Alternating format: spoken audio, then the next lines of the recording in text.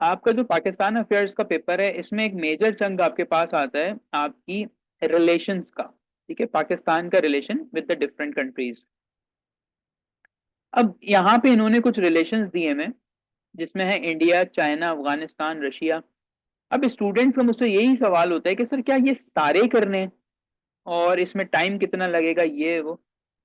तो ये मैं उनको इस तरीके से समझाता हूँ कि बेटा ये सारी एक ही बात है। ठीक है। अच्छा, ये सब एक ही बात है क्योंकि आपका साउथ एशिया जो है वो पूरा कनेक्टेड है। अब साउथ एशिया में आपके पास जो जो ममालिक आते हैं उनसे पाकिस्तान का कंडक्ट देखना है। ठीक है। अब अगर आपने इसको सेपरेटली पढ़ना है तो पहले तो ये मैं दिखा देता हूँ नोट्स आपको, कि नोट्स जो हैं वो इस तरीके से मैंने इसको सारा कुछ बनाया हुआ है। टॉपिक्स को लिख के ना, ये आपके पास हो जाएगा सी पैक। तो इस तरह सी पैक पूरा है। फिर इसमें मैंने पाकिस्तान, तुर्की, पाकिस्तान, बांग्लादेश ना सारे कंप्लीट जो है वो बने हुए हैं और टू द पॉइंट है बेटा।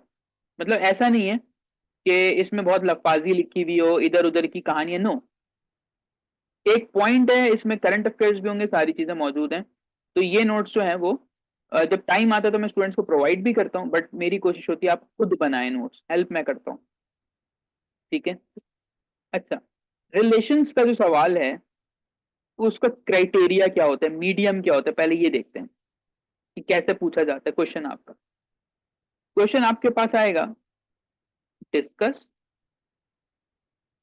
पाक India issue, full stop, the current military advancement by India is a threat for Pakistan. This will alter the power balance of Asia. Discuss. अभी तक आप लोगों ने जितनी तैयारी की, आपने इस तरह का सवाल बनाया है खुद से या नहीं? ये किसी टीचर ने पढ़ाया आपको इस तरीके का क्वेश्चन?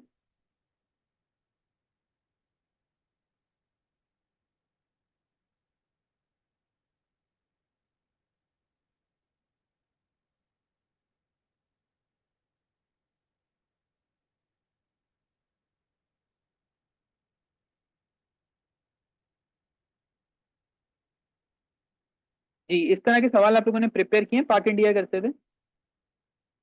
मेरा जनरल पर्पस ये है कि मैं आपको इसकी आउटलाइन बताऊं और ये बताऊं कि रिलेशंस को आप कनेक्ट कैसे करते हैं। तो आप चैट में लिख दें अगर आप में से किसी ने सवाल को किया है तो।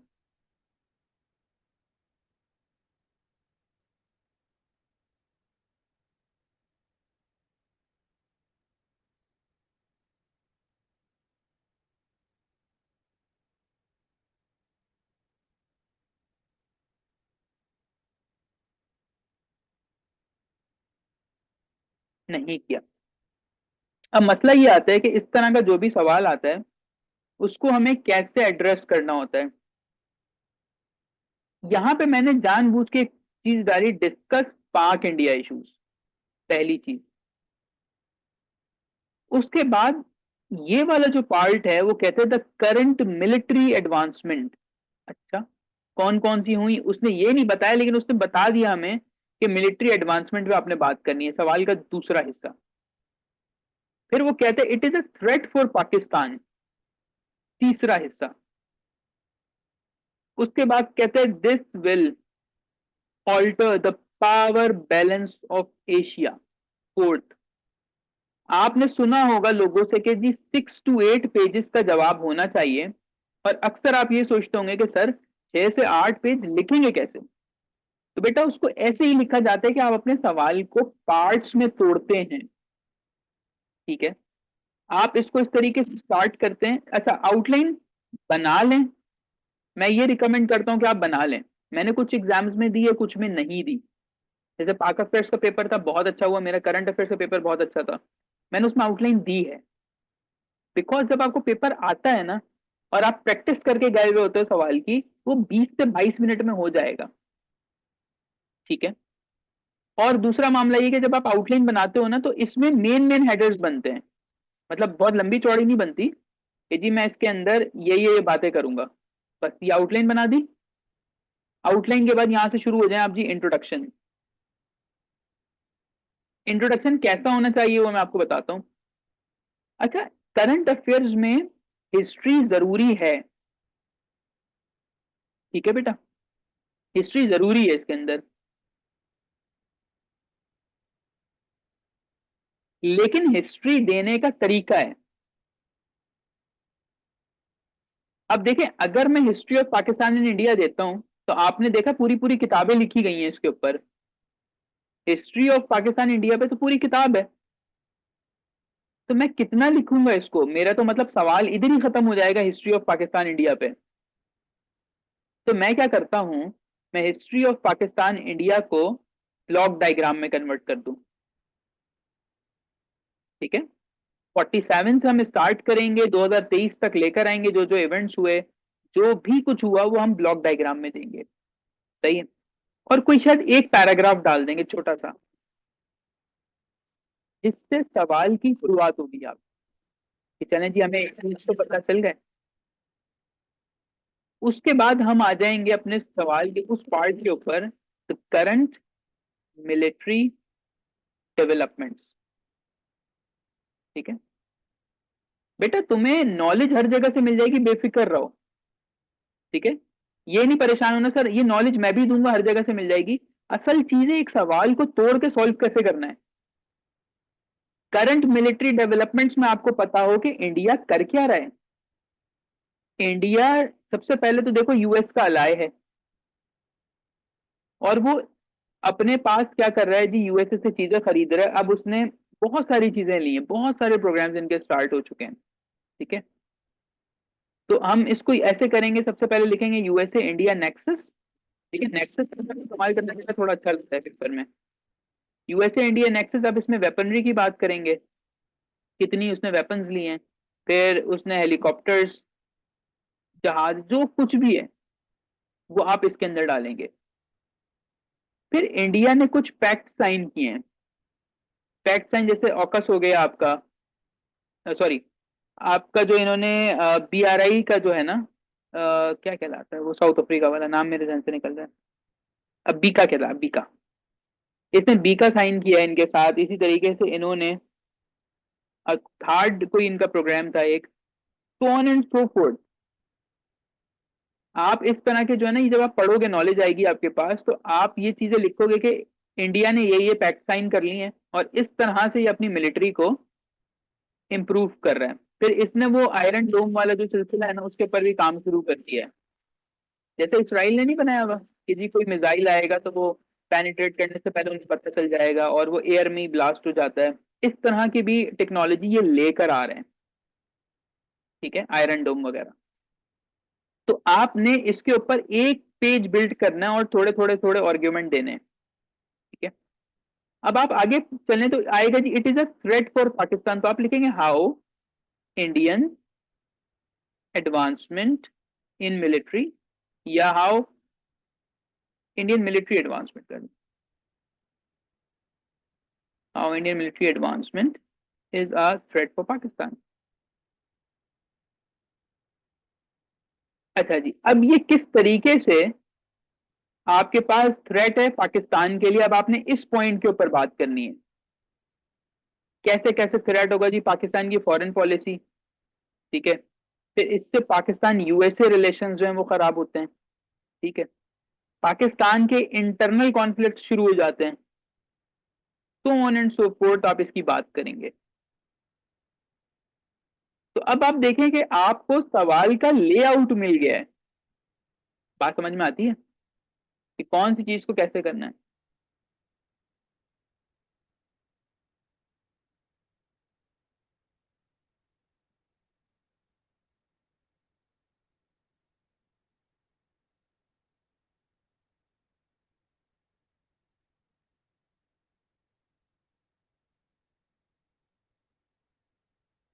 ठीक है ना,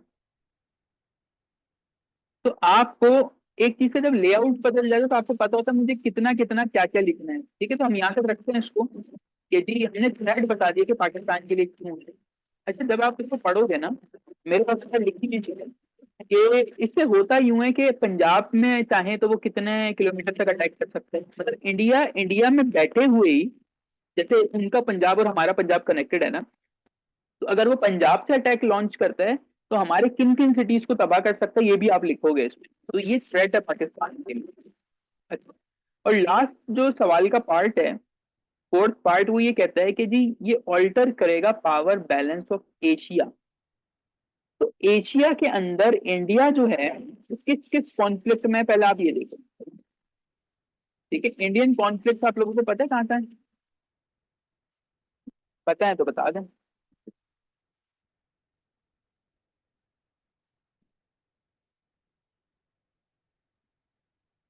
किस किस कंट्री के साथ जो है ना वो इंडिया उलझा हुआ है इस टाइम पे?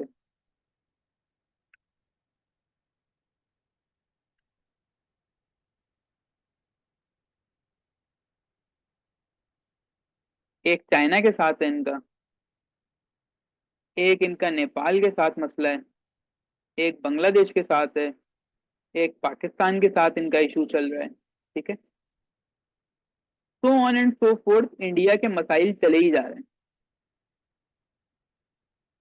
तो जो इंडियन कॉन्फ्लिक्ट है उसके अंदर इंडिया को एज मिलेगा हर चीज में, बिकॉज जो भी कॉम मिलिटरीली स्ट्रांग होती है ना, उसका इकोनॉमी भी अच्छा चलता है, उसका सब अच्छा चलेगा।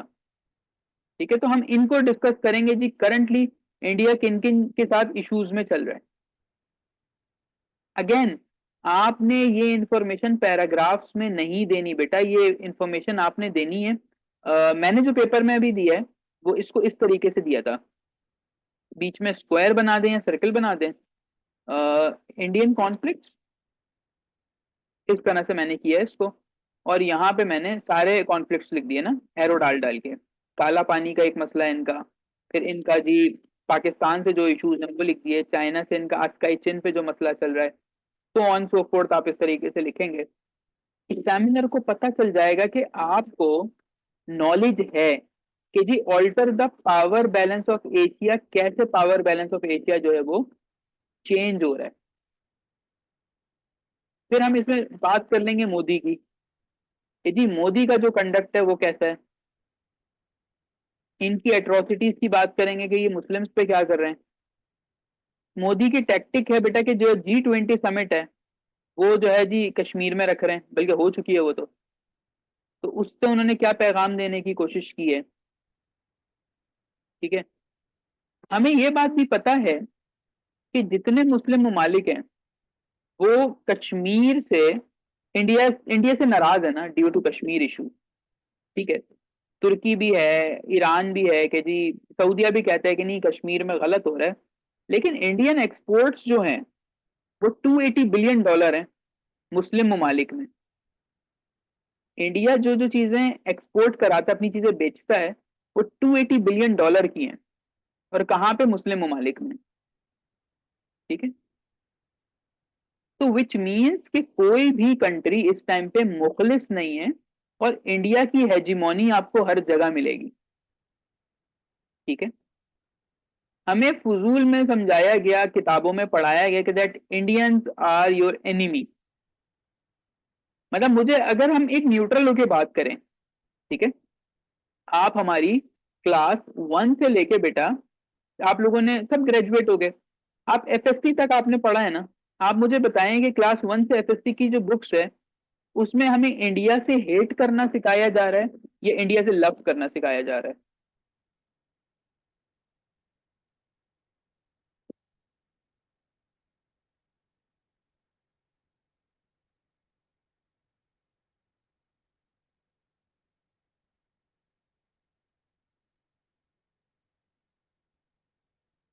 ठीक है, हमें हेट सिखाया जाता है।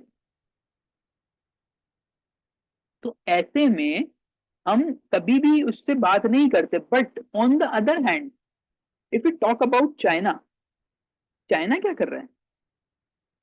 चाइना इंडिया के साथ ट्रेड करता है भाई। जो भी अक्लमंद ममालिक है ना, उन्हें पता है कि इंडिया सबसे नंबर 1 है पॉपुलेशन में, तो ये मार्केट दे रहा है आपको। सिर्फ अगर पाकिस्तान और इंडिया ट्रेड शुरू कर देना, तो दोनों के हालात बहुत बेहतर हो सकते हैं।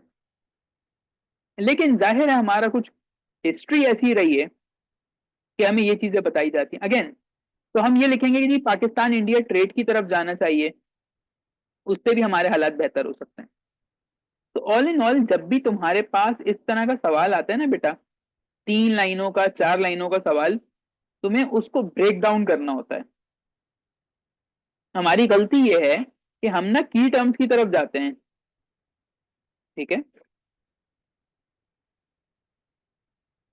मैं आपको एक और सवाल करवाता हूँ, और अभी अभी रिसेंट के पेपर से करवा देता हूँ, ठीक है। जो स्पेशल में पेपर हुए ना, उसी का मैं कोई सवाल आपको ब्रेक डाउन करवाता हूँ ताकि आसानी हो जाए। मीनवाइल अगर आपको कोई सवाल हो तो आप पूछ लें। क्योंकि देखो बेटा, अगर मैं तुम्हें बोलूँ ना कि जी पाक इंडिया इशू है क्या, मैं कहानी सुनाना कर दूं कश्मीर ऐसा था, गुलाब सिंह ने इतने का बेचा, ये तुम्हें पता होगा। ये नहीं भी पता तो ये एक वीडियो की मार है, सिर्फ आप यूट्यूब से देखेंगे आपको आ जाएगी। अच्छा, लेकिन इसको करना कैसे। अब स्पेशल के जितने सवाल हैं आप देखें तो उसमें 3 3 4 4 लाइनें लिखी हुई हैं। ठीक। अच्छा, क्वेश्चन नंबर 2 मैं आपको करवाता हूँ जरा, ये है करंट अफेयर्स के पेपर का। ठीक है? और क्योंकि वो लिंक है पाकिस्तान अफेयर्स है कि Pakistan economy is currently under severe stress with low foreign reserve,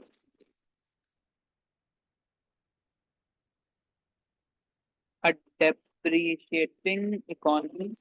यार ये समझ जाना, मैं जल्दी जल्दी लिख रहा हूँ उसको। एक्सपोनेंशियली एक्सपोनेंशियली हाई इन्फ्लेशन, ये सवाल है। ठीक है, what measures can be taken in the short and medium term to stabilize the deteriorating economic condition। ठीक है, वैसे सवाल समझ में आया। बहुत सारे स्पेलिंग मिस्टेक्स मैंने कर दी होंगी लिखते हुए। ये 2023 स्पेशल का सवाल है। अब मुझे पता है कि मेजोरिटी ऑफ द स्टूडेंट ना इतना बड़ा सवाल पढ़ेंगे ही नहीं। आप लोग वो सुन रहे हो, मुझे समझ में आ रही है मेरी बातें, कमेंट में बता दो।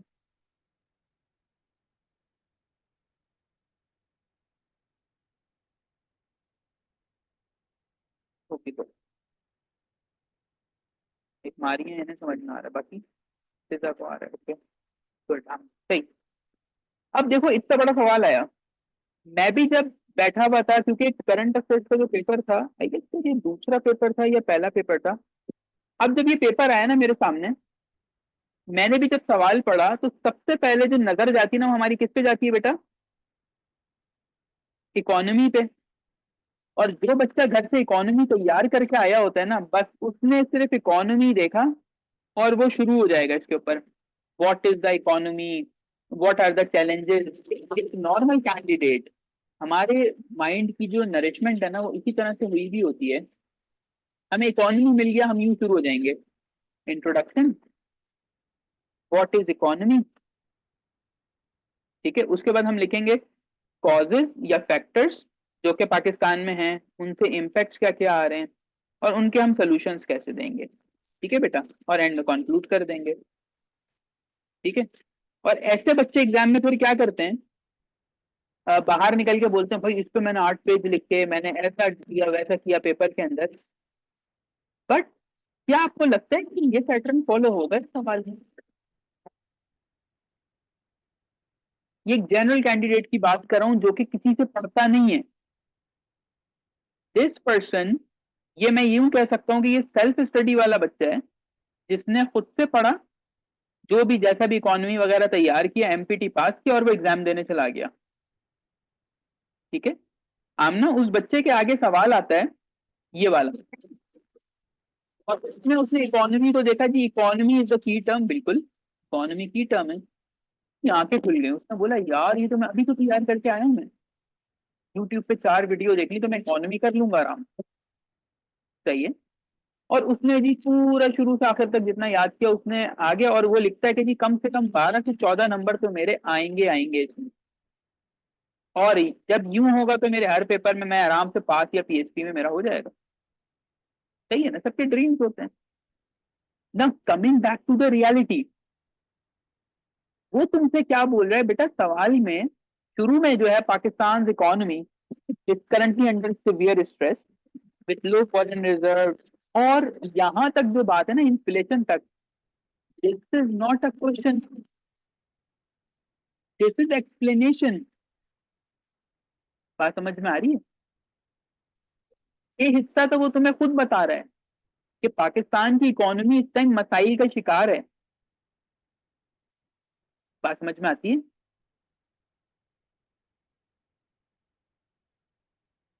यहां से यहां तक सवाल तो किया ही नहीं है उसने, यहां से यहां तक तो बताया है उसने कि पाकिस्तान की इकोनॉमी में ये मसले हैं।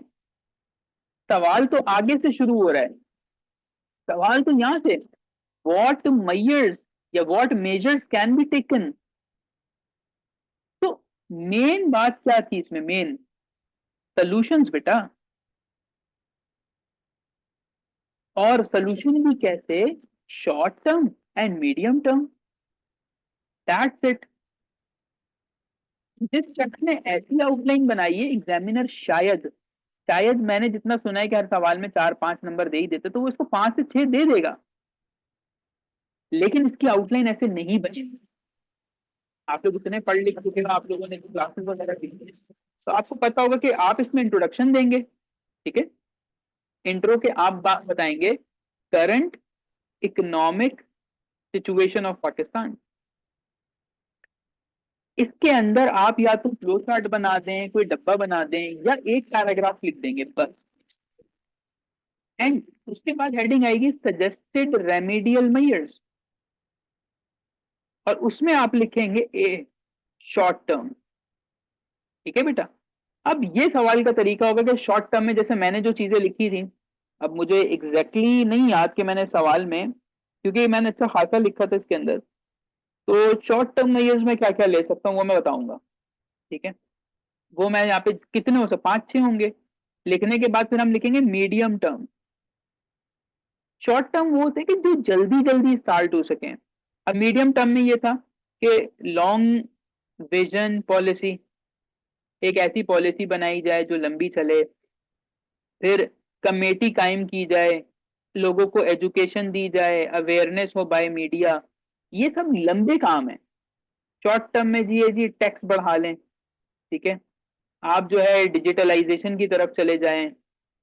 फिर इसमें मैंने इंडिया की भी मिसाल कोट की कि कैसे इंडियंस जो हैं वो तरक्की कर रहे हैं। बात समझ में आती है? अब आप देखें सवाल था क्या और आपने क्या इसको प्रिडिक्ट कर लिया खुद से ही। तो इस सवाल का ये फर्स्ट वाली आउटलाइन बनेगी या सेकंड वाली बननी चाहिए?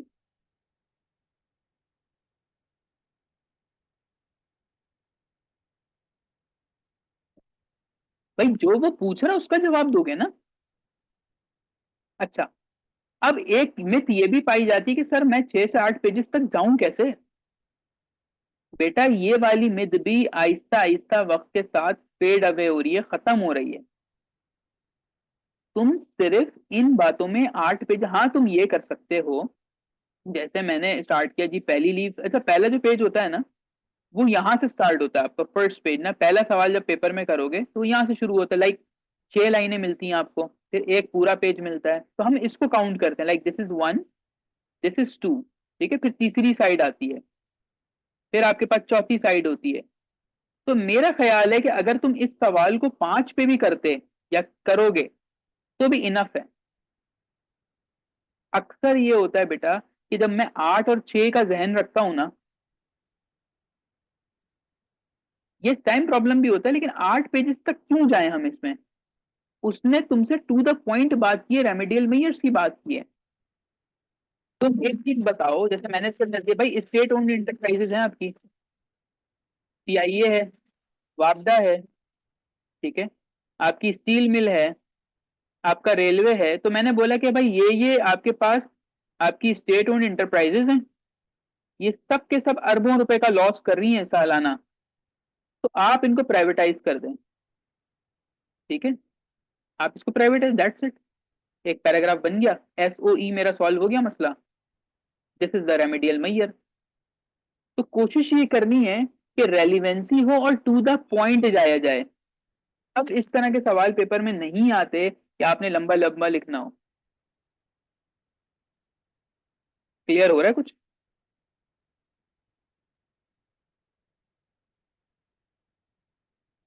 अच्छा, मैं आपको, अभी टाइम है ना, तो एक सवाल और कर लें फिर हम। अब पार्ट ऑफ फेयर का करा देता हूँ आपको।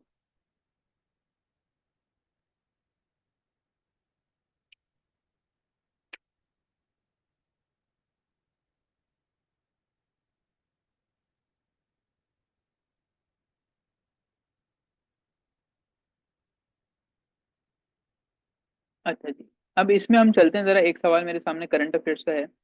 मैं चीजों को बहुत संभाल के रखता हूँ अपनी ना, तो पेपर मैंने अभी तक अपने पास ही रखे हैं मेरे सामने।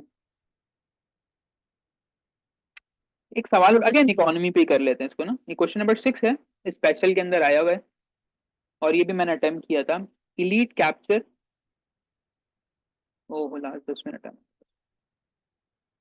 Elite capture of the policy making framework has adversely impacted economic development in Pakistan। ठीक है, इसके आगे उसने क्या लिखा, डिस्कस। अब ये सवाल याद रहे पाक अफेयर्स का है, और वो वाला सवाल करंट अफेयर्स का था। ठीक है बच्चों, इसके अंदर की टर्म क्या है?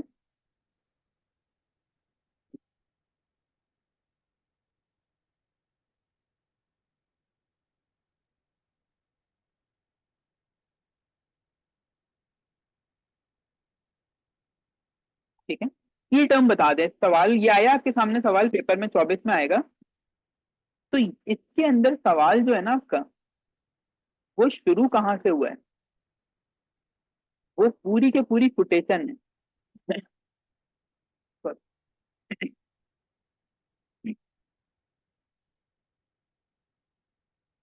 ये जो है ना पूरा इलीट कैप्चर से लेके, ये पूरी एक बात है, और उसने आगे लिख दिया डिस्कस करो इसको।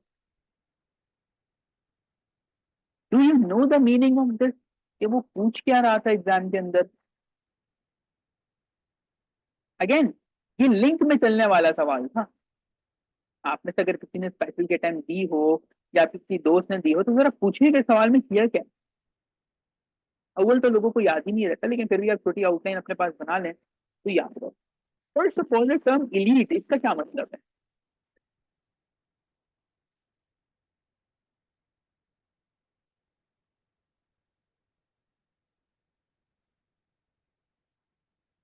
इलीट का मतलब होता है वो तबका, क्योंकि रूलिंग इलीट आपका बैठ के इन्फ्लुएंशियल पीपल जो डिसाइड करते हैं कंट्री का फ्यूचर। ठीक है, शुरू से ऐसे ही रहा है हमारे पास, कि जब से हमारे पास अयूब खान साहब थे, उन्होंने इसी तरह high bureaucracy, civil military relation सब कुछ ना, तो अयूब खान साहब ने पावर जो है वो चंद मखसूस लोगों को दी। मतलब वो कहते हैं जी 20 खानदान है, 20 फैमिलीज इन पाकिस्तान, जो बहुत अमीर है, डायरेक्टली और indirectly they are involve in. तो उन्होंने पावर 20 लोगों की दी, कहा जी इंडस्ट्री आप लगा लें, उन्होंने इंडस्ट्रीज लगाई, पैसा बनाया। अब कोई भी फैसला होता है ना, तो ये इलीट करते हैं आपके। हम नॉर्मल लोग फैसला नहीं करते पाकिस्तान की इकोनॉमी का, ये लोग करते हैं। राइट, तो अब वो ये कहते हैं कि इसको डिस्कस करें, तो बेटा इस सवाल में हम देंगे इंट्रोडक्शन, उसके बाद हम देंगे हिस्ट्री ऑफ पाकिस्तान इकोनॉमी, या इकोनॉमिक हिस्ट्री ऑफ पाकिस्तान। अब इसमें हिस्ट्री क्यों जरूरी हुई, क्योंकि ये पाक अफेयर्स का सवाल है। ठीक है, पाक अफेयर्स के सवाल में तो हिस्ट्री आएगी आएगी लाजमी। ठीक है, हमने बताने कि ये GDP ग्रोथ पहले कितना था, अयूब खान के दौर में कितना था, जुल्फिकार अली भुट्टो के दौर में कितना था। आगे चलें तो वो ये कहता है कि इससे हमेशा एडवर्स इम्पैक्ट हुए हैं पाकिस्तान को। ठीक है, तो अब हम बताएंगे एडवर्स इम्पैक्ट।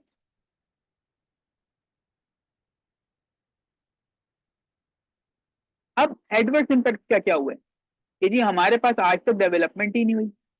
ठीक है, आज तक हमारे पास डेवलपमेंट वाला कोई मामला नहीं बना, हम आईएमएफ के पास जा रहे हैं।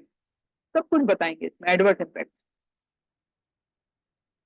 और उसके बाद हम देंगे सजेस्टेड मेजर्स और कंक्लूड कर देंगे इसको। ये सवाल कराने का मकसद कि जी स्पेशल का सवाल है, इसको कैसे करना है, यही है कि आप जब एग्जाम में बैठे तो आप की टर्म जैसे इकोनॉमिक डेवलपमेंट, कल मेरा भाई इकोनॉमी आ गया, ये मुझे आता है, मैंने शुरू कर दिया सवाल, नो, उसको देखें वो पूछ क्या रहे सवाल, राइट। तो हम इसके अंदर डिफरेंट बातें करेंगे, हम इसके अंदर इसको आईएमएफ की तरफ लेकर जाएंगे। ठीक है, आईएमएफ, उसके बाद फिर हम इसको कनेक्ट करेंगे हिस्ट्री के साथ। याद रखिएगा पाक अफेयर्स का paper without connection of the history आप नहीं सॉल्व कर सकते उसको। हम बताएंगे कि कैसे आपके इदारे अट्रैक्टिव हैं, कैसे आपके इदारे जो हैं वो ईस्ट इंडिया कंपनी की तरह काम कर रहे हैं।